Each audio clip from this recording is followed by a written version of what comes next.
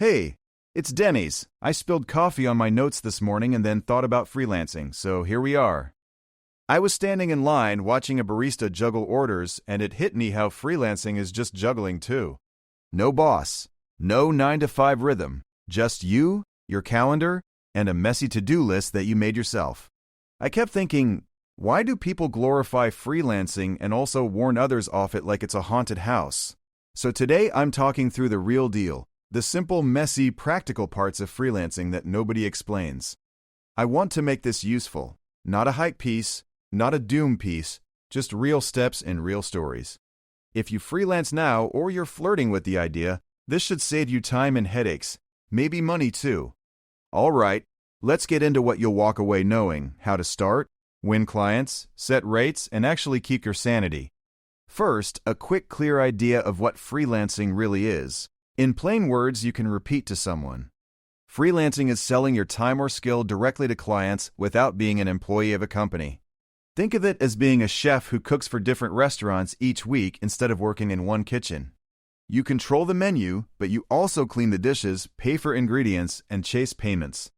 That cooking analogy explains income swings, client taste differences, and the constant need to market your food. Okay, starting point. Identify the skill you can actually sell this month, not someday in the future.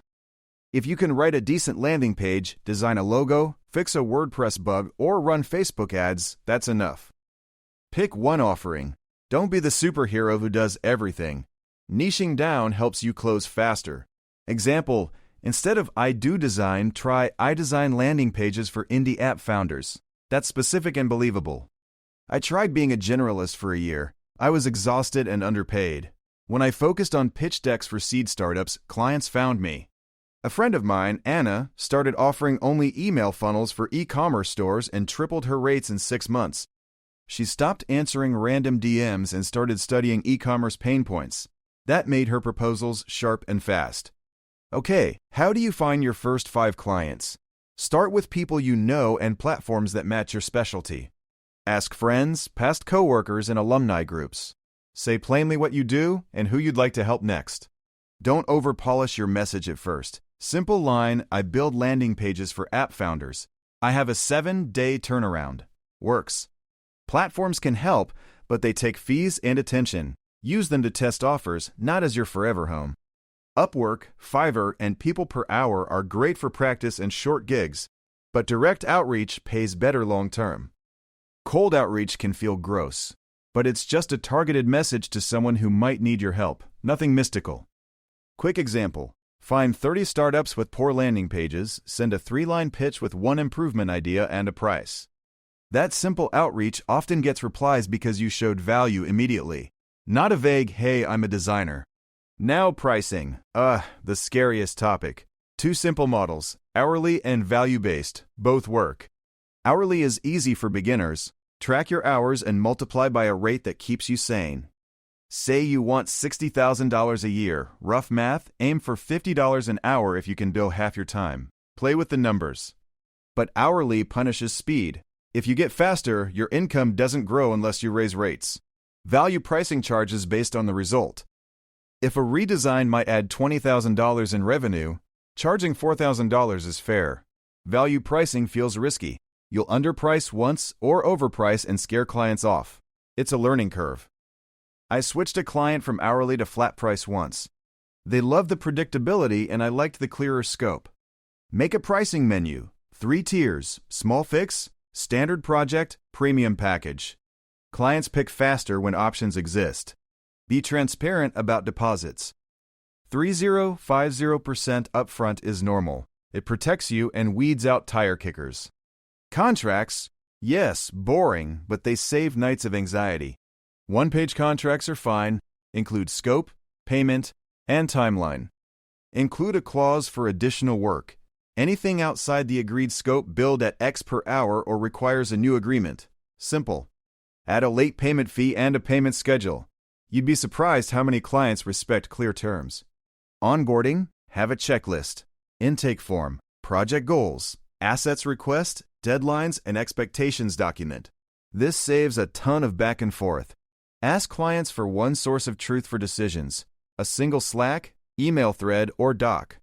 Scope creep will try to sneak in. Your response? That's extra. Want me to add it for X or drop Y to keep the timeline? Communication cadence matters. Weekly updates, even short ones, reduce panic.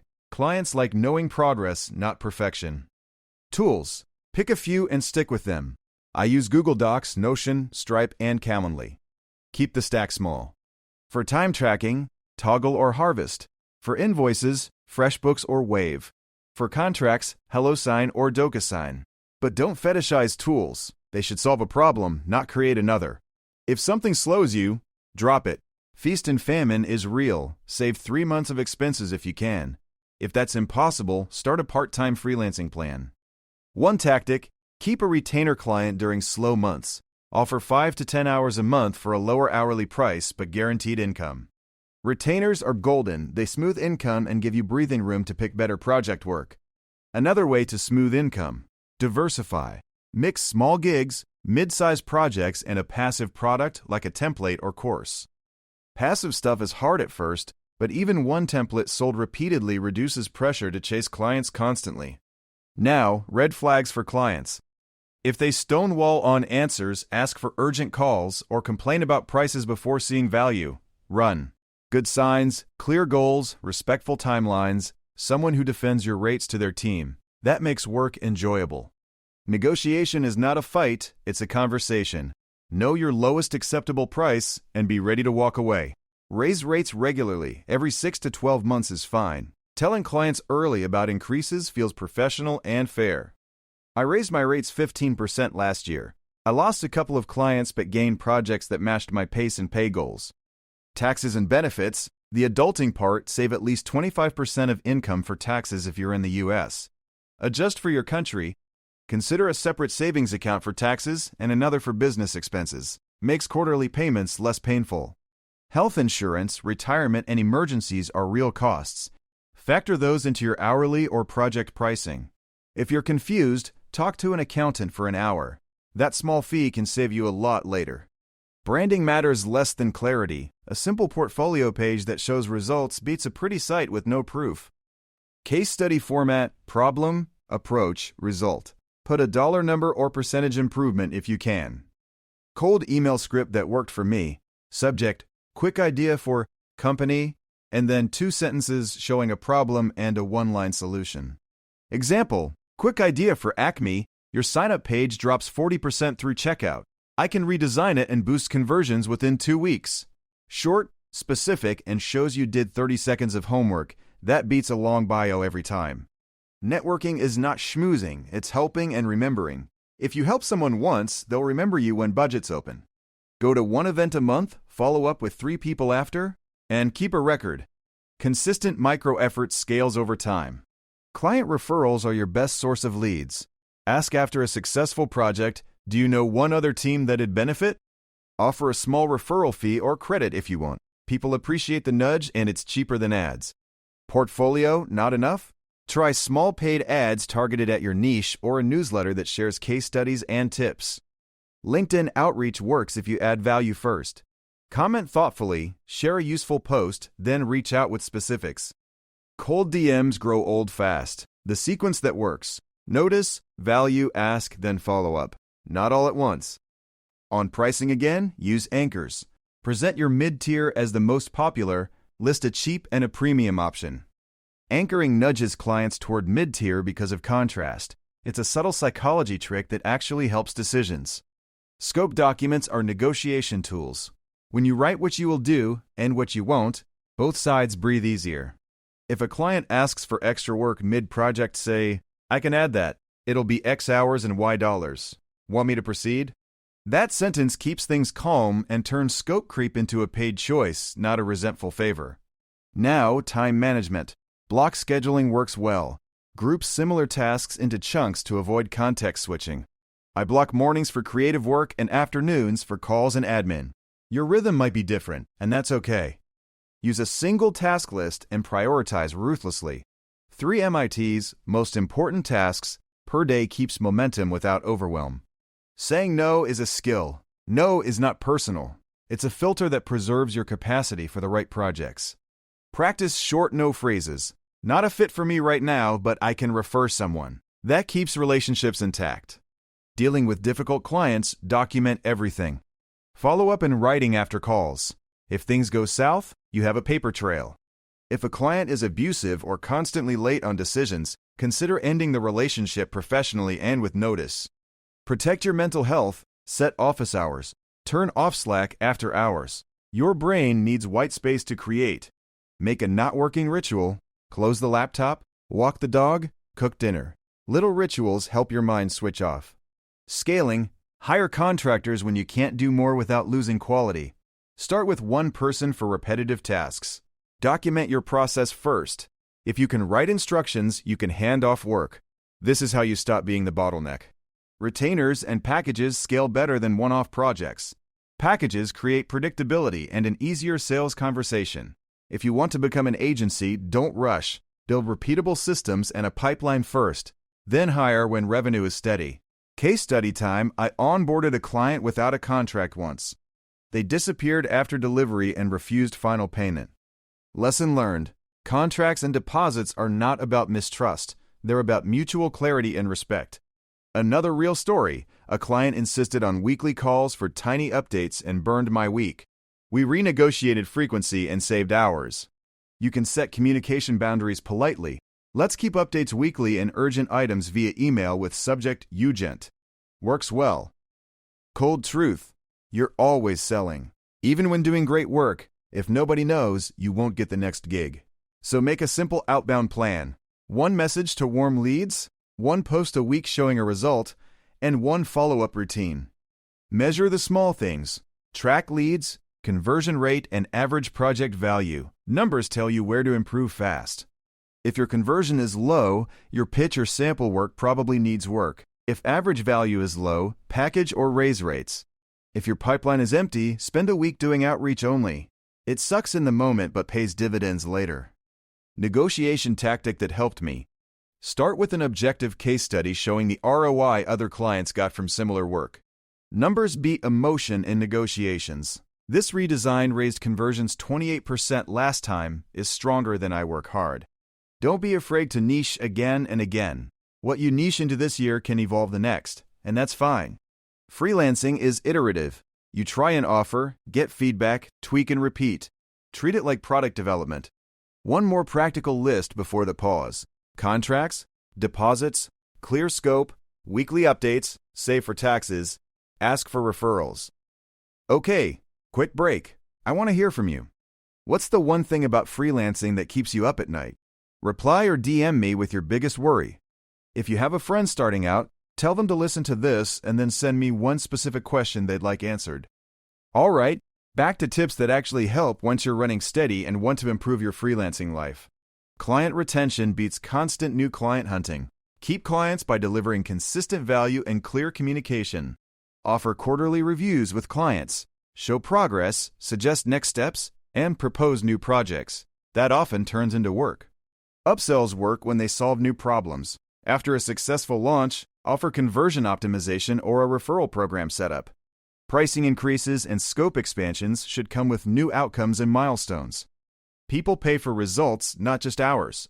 If you're ready to scale, map your service like a product. Entry level, growth enterprise. Each level has clear deliverables. Hire virtual assistants for admin and sales calls to free your creative time. You don't need a full team from day one. Outsource what you hate and keep what you love. That keeps energy high and quality steady in your core work. Use automation for invoices and reminders. A polite automated follow-up increases on-time payments without awkward conversations. Create templates for proposals. A good template saves hours and helps you standardize pricing and language across clients. Build a referral network with complementary freelancers. Designers, copywriters, and devs often share clients and referrals. Consider forming a small cooperative with peers for bigger projects. You can win larger work without a permanent agency setup. Keep learning. A monthly book, course, or workshop improves your craft and keeps pitches fresh. But don't overlearn. Practical repetition beats endless courses. Ship, measure, tweak, repeat. If you struggle with imposter syndrome, keep a wins file. Save testimonials, screenshots, and numbers. Look at them when you doubt. When to hire full-time. When your workload is consistent and you can cover salaries plus benefits and taxes. If you're building an agency, keep the client-to-staff ratio sane. 1 manager per 3 to 5 people prevents chaos early on. Contracts as your friend include termination terms, IP ownership, and a clause for independent contractor status. If you want templates, many legal firms sell simple freelancer contracts for a small fee and save headaches later. Keep one project as an experiment every few months to explore new markets or tools. That's how you discover new high-value offers. Set a financial goal and reverse engineer the clients you need. If you need $6,000 a month and average project is $2,000, that's 3 projects.